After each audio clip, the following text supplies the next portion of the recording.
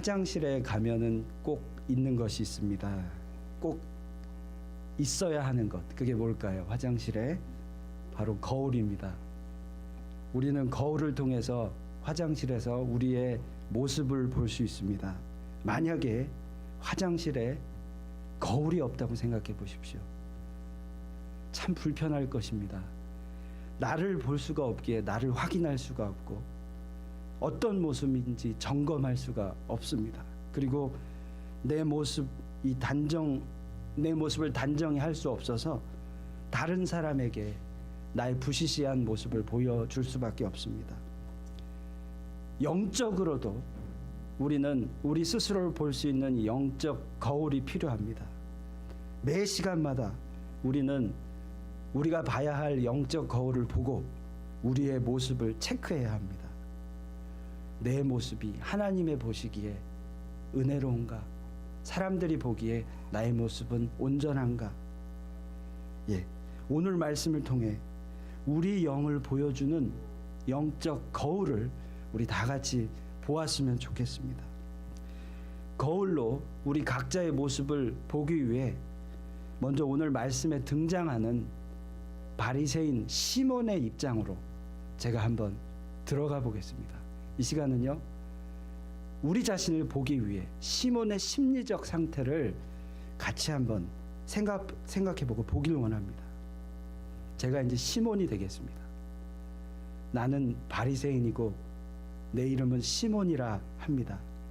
나는 율법을 연구하고 지키는 의인이기 때문에 내 자신이 참 자랑스럽습니다.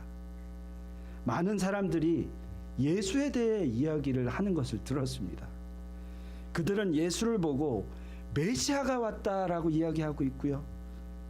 그가 이스라엘의 왕이 될 것이다 라고 이야기하고 있습니다. 저는 그 예수라는 작자를 한번 보고 싶습니다. 많은 사람들이 그 예수에 대해서 대단한 사람이야, 선지자야 이렇게 얘기하는데 저는 그것에 대해 의심이 갑니다. 감히 자기가 메시아라니? 나사렛이라는 촌동네에서 태어났다던 그 예수, 왜 무리들이 저렇게 열광을 하는지 저 알고 싶습니다. 그저 한번 만나보아서 이 모든 것을 한번 확인해 보고 싶습니다. 그를 제 집에 초대했습니다. 그러나 예의를 다해 그를 섬기고 싶진 않습니다. 보통 집에 귀중한 손님을 초대하면 손님에게 형식적으로나마 입맞춤하고 머리에 인사치레로 감람류를 붓지만 나는 그에게 그렇게 하고 싶은 마음이 없습니다. 아니, 오히려 백성들이 랍비라 칭하는 그 예수의 약점을 찾아서 많은 사람들 앞에서 그에게 창피를 주고 싶은 마음이 있습니다. 어디서 감히 율법에서 얘기하는 그 메시아를 칭하는가? 보통 정중한 식사 초대에는 초대받은 자뿐만 아니라 많은 사람들을 초대합니다. 개방되어 있습니다. 왜냐하면 많은 사람들을 초대해서 그 초대받은 랍비의 가르침을 가르쳐주기 위함입니다. 초대와 함께 예수와 함께 많은 사람들이 모여들었습니다. 그런데 문득 한 여인이 찾아왔습니다. 모든 사람들, 저와 모든 사람은 그 여인을 주목했습니다. 저 여자 어디서 많이 본 여자인데, 정확하게 제가 기억할 수는 없지만 그녀는 음행의 죄를 지은 몸을 팔았던 불결한 창녀임에 틀림이 없는 것 같습니다. 저뿐만 아니라 많은 사람들이 그 여자의 출현에 당황하였습니다. 그녀가 많은 사람들이 보는 앞에서 예수님 앞에 나옵니다. 그리고 예수님 앞에 무릎 꿇고 멈출 수 없는 눈물을 흘리기 시작합니다. 죄인인 그녀에게 무슨 일이 있었던 모양입니다. 그녀는 이미 예수에 대해서 이야기 듣고 뭔가 아는 모습이었습니다. 그녀는 아주 간절히 그리고 진지하게 행동하기 시작합니다. 예수를 대하는 태도가 나와는 너무 다른 모습이 있습니다. 예수의 발 곁에 서서 한없이 눈물을 흘리더니 그 눈물, 예수의 발에 떨어진 그 눈물을 자기 머리털로 닦고 있습니다. 그것도 자기의 묶인 머리를 풀어서 말입니다. 우리 유대 관습상 여자가 사람들 앞에서 머리를 푸는 것은 상당히 수치스러운 일입니다. 그러나 그녀는 모든 것에 아랑곳하지 않습니다. 문제가 아닙니다. 자기의 머리털을 풀고 머리털로 예수의 발을 하나하나 닦기 시작합니다. 그리고는 그녀는 예수의 그 눈물, 흘린 눈물을 닦고 또 예수의 발에 입을 맞춥니다. 그리고는 자신이 가져온 값비싼 향유를 그 발에 붓기 시작합니다. 향유는 아주 가치가 높은 물건인데 여인들이 결혼할 때나 물려받아서 결혼할 때나 쓰는 향유인데, 그런 물건인데 그 향유를, 그 전 재산과 같은 향유를 예수의 발에 붓다니, 그녀의 이런 행동은 계속 한동안 계속 되었습니다. 모두가 바라보는 가운데 그녀를 바라볼 수밖에 없고 정적만이 흘렀습니다. 하염없이 눈물은 흘리는 그녀의 눈물. 그리고 계속 그녀는 머리카락으로 예수의 발을 닦고 입을 맞추고 향유를 붓습니다. 저는 생각했습니다. 이 여자는 어떻게 이렇게 행동할 수 있을까? 도대체 이 여자에게 무슨 일이 일어난 거지? 그나저나 이 예수는 이 여자가 죄인인 걸 정말 모르나? 만일 이 예수가 선지자라면 이 만지는 이 여자가 누군지, 죄인인지 알 텐데 저렇게 가만히 두고 있다는 거 보니까 이 사람은 절대로 선지자일 리가 없어. 저도 생각했고 많은 무리들은 그렇게 생각했을 것입니다. 예수는 저의 복잡한 마음을 이미 읽은 것처럼 이렇게 말합니다. 시몬아, 내가 내게 이를 말이 있다. 그리고 예수는 빛을 탕감받은 그 예화를 이야기합니다.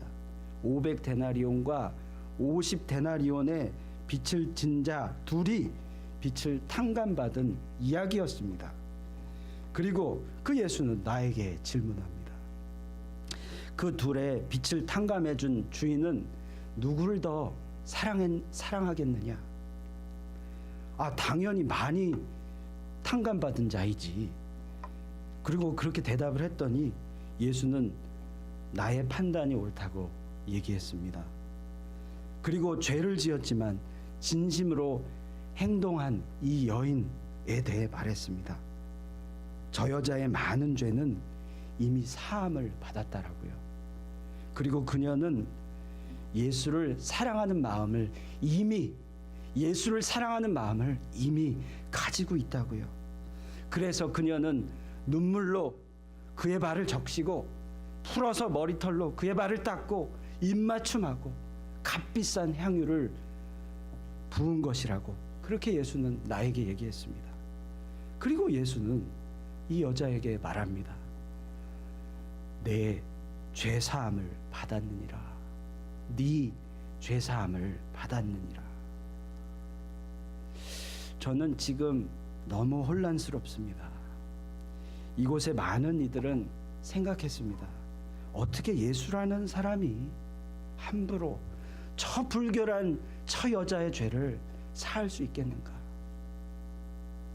예수의 말이 이해가 안 가고 오히려 분노가 치밉니다.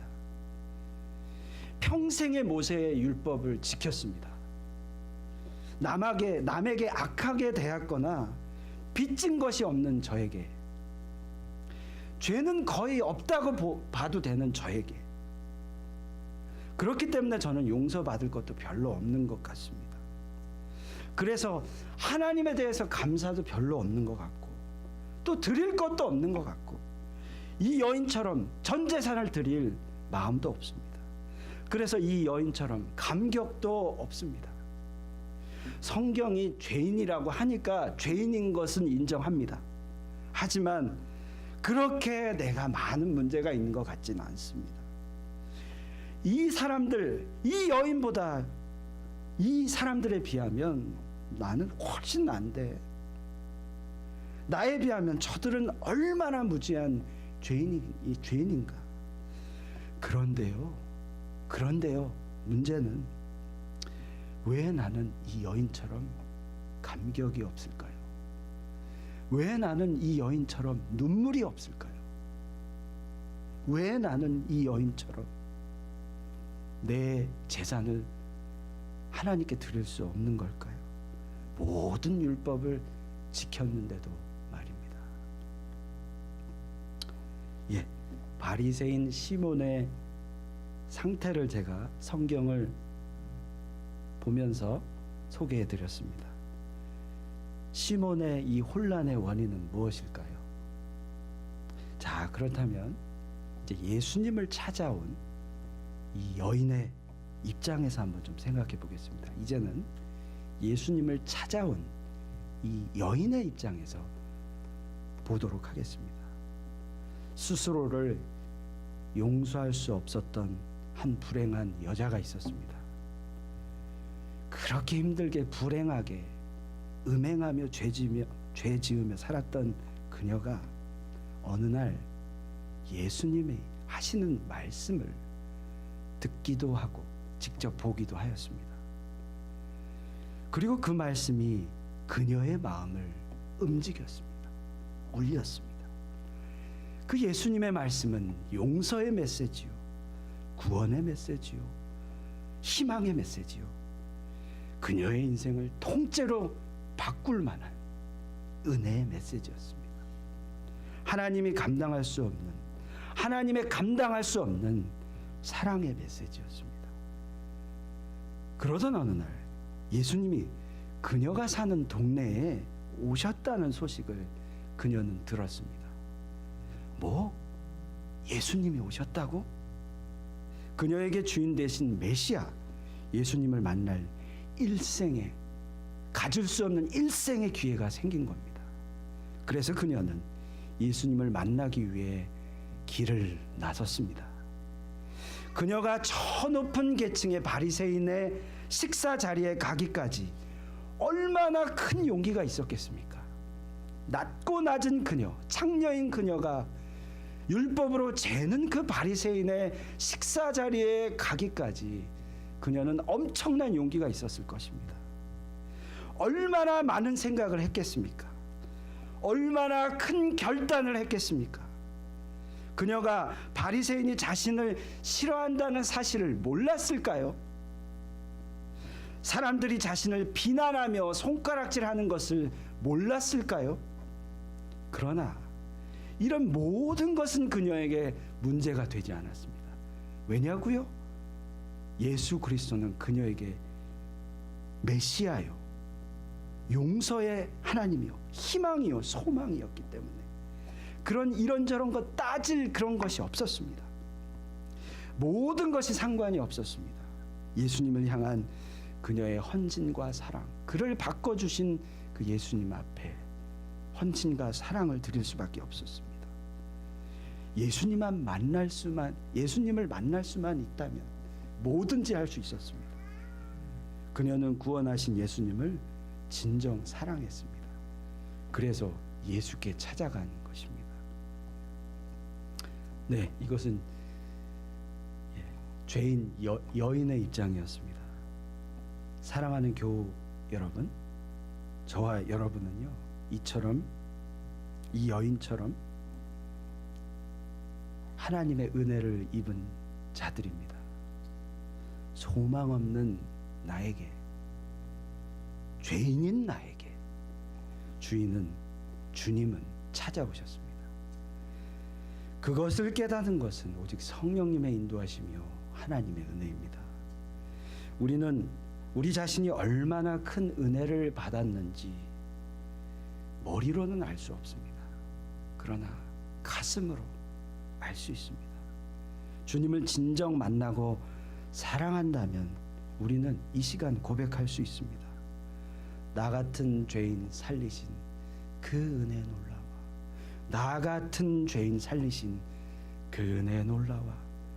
그래서 십자가와 주님 그 희생에 우리 마음이 감격해서 주변의 상황에 상관없이 어느 때나 주님을 갈급하며 주님을 찾습니다. 뜨겁게 사랑하는 겁니다. 죄 사함을 많이 받은 우리일수록, 죄 사함을 많이 받은 나일수록 더욱더 하나님을 더 사랑하게 됩니다. 내 빛을 탕감받았는데 무엇이 아깝겠습니까?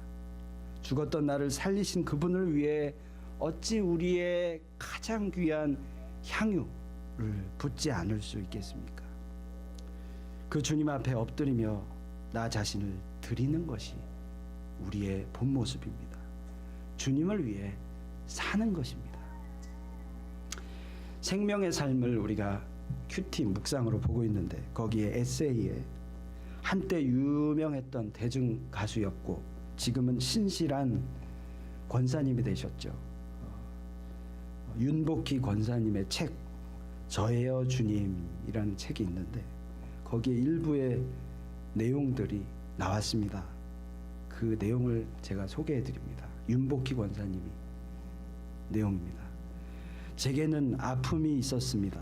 어려서부터 제가 부르던 아버지 엄마는 상상 속에서 만든 존재였습니다.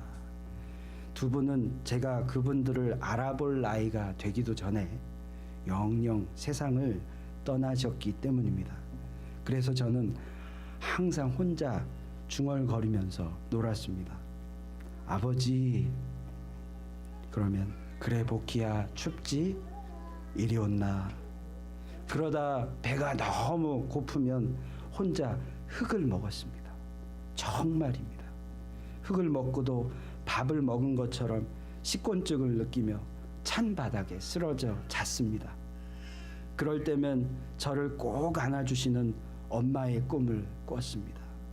작은 몸이 따뜻해졌습니다.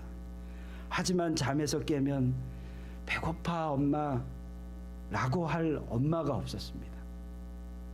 추워요 아빠 라고 말할 아버지가 없었습니다. 그런 제게 진짜 아버지가 찾아오셨습니다. 아버지라고 언제 어디서나 부르면 따뜻한 손을 내미시는 그분을 만난 겁니다. 저는 정말 뛸 듯이 기뻐 외쳤습니다. 주님 저예요. 복희예요. 주님 저예요. 복희예요. 주님을 만난 순간은 저 혼자만의 독백이 끝나는 순간이었습니다. 아, 이분이 내가 그토록 허기지고 춥고 외로울 때 혼자 사무치게 불렀던 그분이구나. 내가 사랑했던 그 아버지 어머니 그 사랑이었구나. 하나님은 이처럼 저와 여러분에게 찾아오시고 저와 여러분을 사랑하시는 분이십니다. 그분이 죄로 방황하는 저와 여러분을 찾아오셔서 아버지가 되시고 어머니가 되셨습니다. 우리는 그 하나님을 만났습니다. 그리고 그 하나님을 아직 만나시지 않으셨다면 그 하나님인 우리를 기다리고 계십니다. 십자가를 친히 짊어짐으로 나의 죄값을 대신 치루어 주셨습니다. 그리고 말씀대로 부활하셨고 성령님을 통해 지금도 우리와 함께 하십니다. 그런 하나님이 바로 우리 아버지가 되십니다. 사랑하는 성도 여러분, 지금 이 시간 우리 각자의 모습을 영적 거울로 한번 비춰보길 원합니다. 우리의 모습이 어떤지 영적 거울 말씀으로 비춰보십시오. 지금 여러분의 모습은 누구를 닮아 있습니까? 오늘 이야기 속에 잘나고 잘난 혹시 바리새인 시몬의 모습은 아닌가요? 아니면 죄인이었지만 주님 앞에 엎드린 여인의 모습인가요?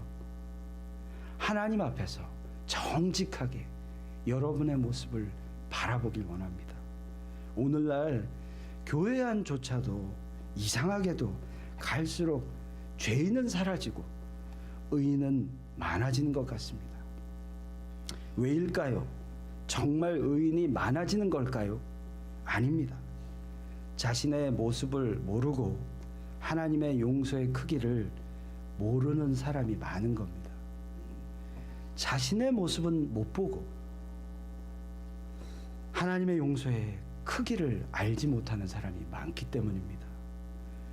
바로 울어야 할 사람이 그들인데, 죄인이 그들인데 그렇게 하지 않고 울지 않고 비판과 정죄만 있기 때문입니다. 우리가 어떻게 살아야 할까요?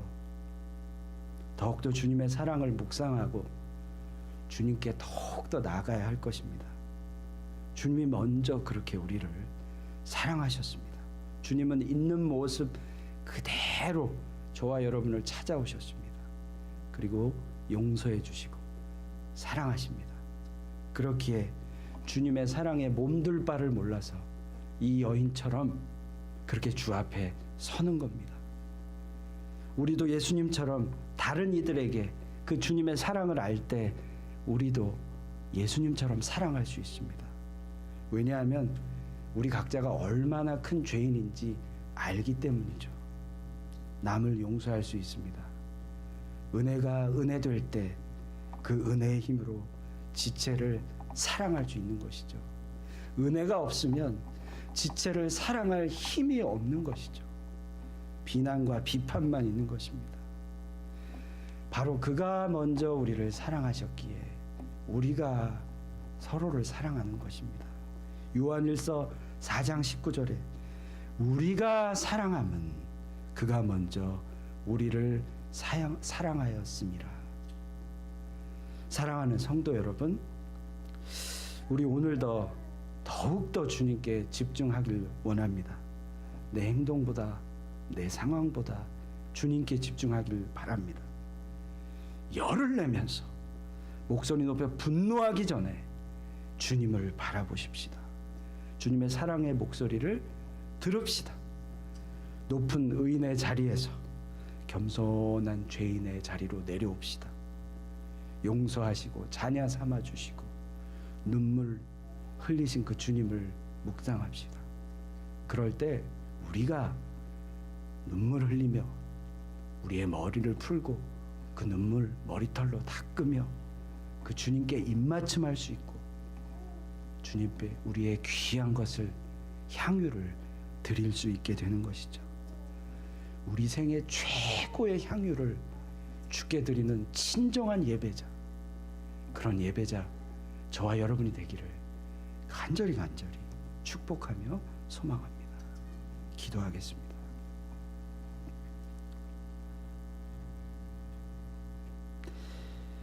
주님, 우리 모두가 주님 앞에 서길 원합니다. Father God, we wanna stand before you. 그 다음에 주님 앞에 눈물 흘리며 또 입맞춤하며 이렇게 우리의 귀한 향유를 주께 드리길 원합니다. We wanna cry out before you and kiss you and lift up our all belonging to you, Father. 하나님, 그렇게 주님 앞에 진정한 예배자 되게 하여 주시옵소서. I pray all of us to be truthful worshiper. 하나님, 그렇게 인도하실 주님을 찬양하며 예수님 이름으로 기도합니다. 아멘.